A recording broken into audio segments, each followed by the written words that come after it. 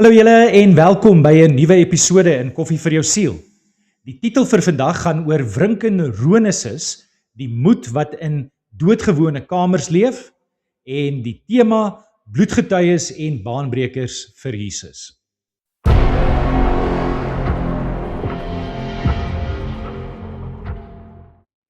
Sommige verhale begin nie met 'n slagveld of 'n hofsaal nie, maar met 'n stil huis en 'n enkele keuse wat alles verander. Wrinkenronisses was nie 'n leier, 'n prediker of 'n openbare figuur nie. Sy was 'n jong bediende, seker so 15 of 16 jaar oud, wat in die burgemeester se huis gewerk het. Tog, toe die waarheid bedreig is, het sy die dapperste stem in die vertrek geword. Haar storie konfronteer ons met 'n vraag wat ons selde vra. Wat sou ek doen as die koste om Jesus te volg by my eie drempel sou aankom? In 16de eeuse Vlaandere, 'n era waar die besit van 'n Bybel jou lewe kon kos, het Wrinken eerlikheid bo veiligheid gekies en Christus bo opoffering. Haar moed het nie geskree nie, dit het eenvoudig geweier om weg te kruip.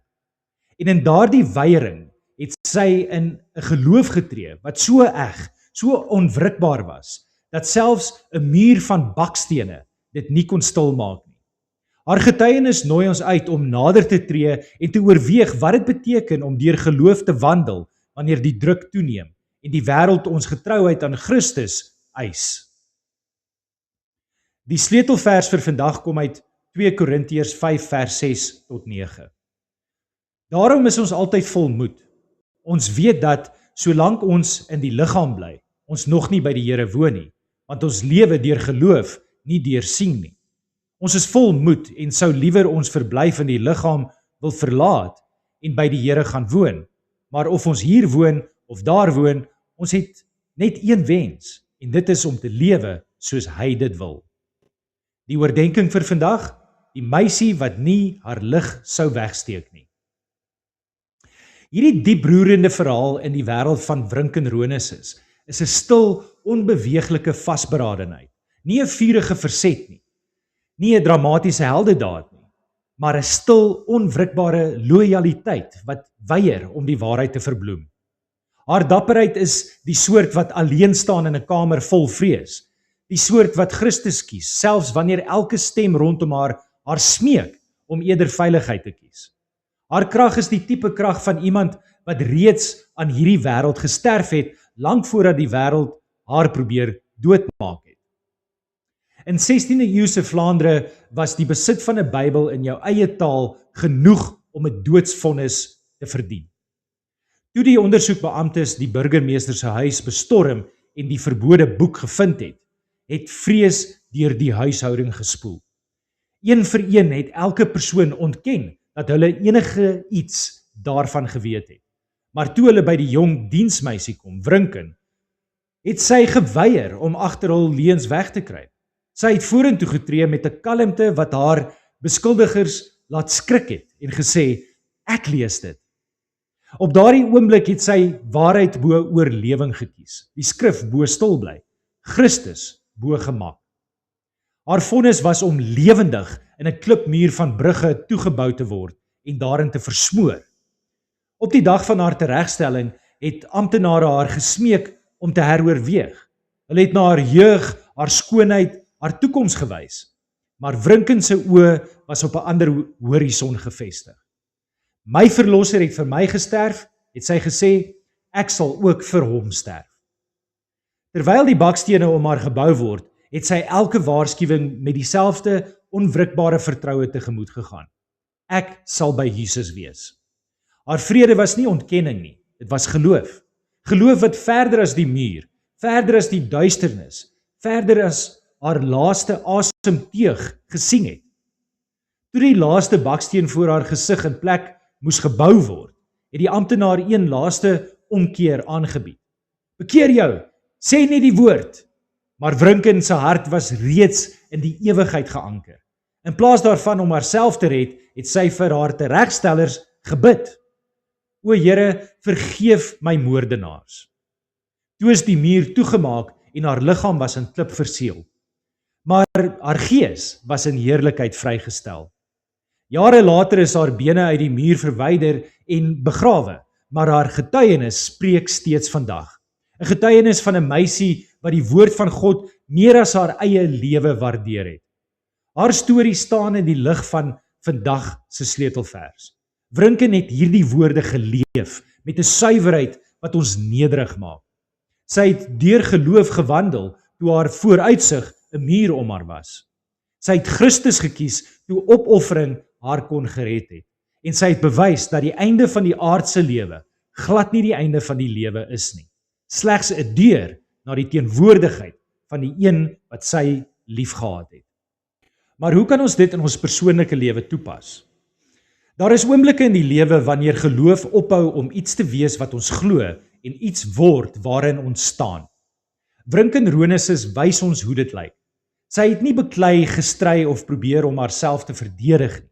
Sy het eenvoudig geweier om uit die waarheid te tree, selfs toe die wêreld haar probeer toebou in 'n muur. Haar dapperheid was nie luidrugtig nie. Dit was standvastig.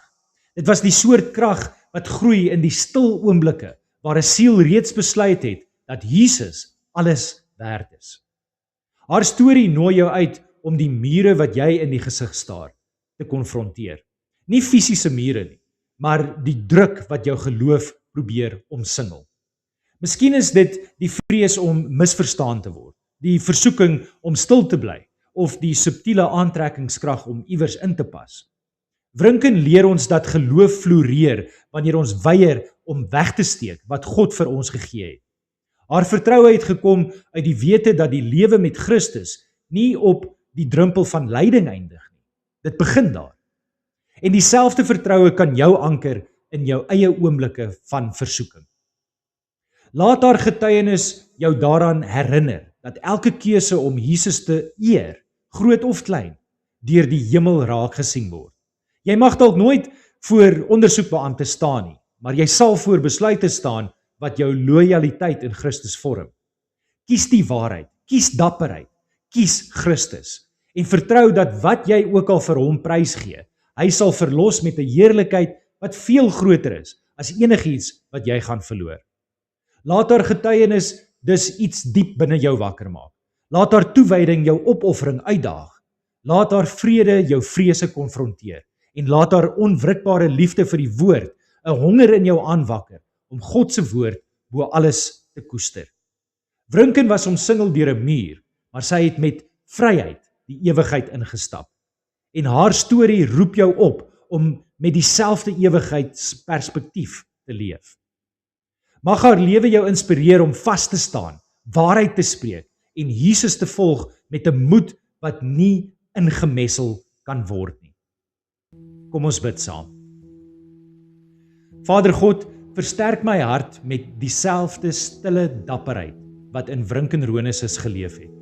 Leer my om u woord meer lief te hê as my gemak, my reputasie of my veiligheid. Wanneer druk swaarder raak en die waarheid te duur voel, anker my in die vertroue dat u teenwoordigheid meer werd is as enigiets wat hierdie wêreld kan bied.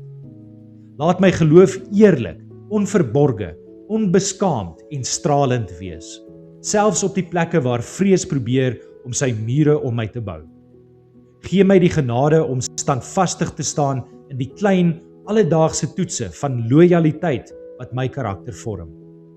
Wanneer ek in die versoeking kom om in te pas, herinner my daaraan dat u my geroep het om uit te staan. Wanneer stil bly makliker voel as gehoorsaamheid, vul my mond met waarheid wat in liefde gespreek word. En wanneer ek oomblikke in die gesig staar wat dreig om my vreugde te versmoor, blaas u moed in my sodat my lewe 'n getuienis van u getrouheid word. Mag my keuses u eer, mag my oortuigings u weerspieël en mag my hart standvastig bly in elke seisoen. Ek vertrou dat wat ek ook al ter wille van u prys gee, u met ewige heerlikheid sal verlos. In die kosbare naam van Jesus Christus. Amen. Ons kan ook verder uit die skrif leer om ons meer te bemoedig in vandag se oordeenking. Die eerste vers kom uit Psalm 119 vers 127. Ek het u gebooie liewer as goud, as fyn goud. Hierdie vers vang die hartklop van Wrinken se belydenis vas. Sy het die woord van God bo haar eie veiligheid, reputasie of toekoms gewaardeer. Haar bereidwilligheid om te sterf eerder as om die skrif te ontken, weerspieël die skrywer van die Psalm se verklaring dat God se woord kosbaarder is as enigiets wat hierdie wêreld kan bied. Haar liefde vir die Bybel was nie sentimenteel nie, dit was kosbaar en dit het haar finale keuse gevorm. Die volgende vers kom uit Matteus 10 vers 32 tot 33. Elkeen wat hom voor die mense openlik vir my uitspreek, vir hom sal ek my ook openlik uitspreek voor my Vader wat in die hemel is. Maar hom wat my voor die mense verloon, sal ek ook verloon voor my Vader wat in die hemel is. Wrinken se dapper belydenis voor die ondersoekbeamptes weerspieël hierdie presiese lering van Jesus. Sy het geweier om haar geloof weg te steek of haarself met 'n leuen te beskerm. Haar moed om Christus in die openbaar te bely, selfs wanneer dit die dood beteken het, wys na 'n hart wat in die ewigheid geanker is. Hierdie skrif bevestig dat haar getuienis nie vergeet is nie. Christus self eer diegene wat vir hom staan. En dan die laaste vers kom uit Romeine 8 vers 18. Ek is daarvan oortuig dat die lyding wat ons nou moet verduur, nie opweeg teen die heerlikheid wat God vir ons in die toekoms sal laat aanbreek nie. Hierdie vers verduidelik die vrede wat Wrinken gehad het terwyl die stene om haar gebou was. Sy was nie blind vir die lyding nie. Sy het eenvoudig verder as dit gesien. Haar vertroue dat sy by Jesus sou wees, weerspieël Paulus se oortuiging dat aardse pyn niks is in vergelyking met die heerlikheid wat op God se getroues wag nie. Haar laaste asemteug was nie nederlaag, maar toegang tot daardie beloofde heerlikheid. Dankie dat jy na vandag se boodskap geluister het. Mag jy 'n vreugdevolle dag hê. Mag die Here jou seën. Tot volgende keer. Ons gesels weer. Shalom, shalom.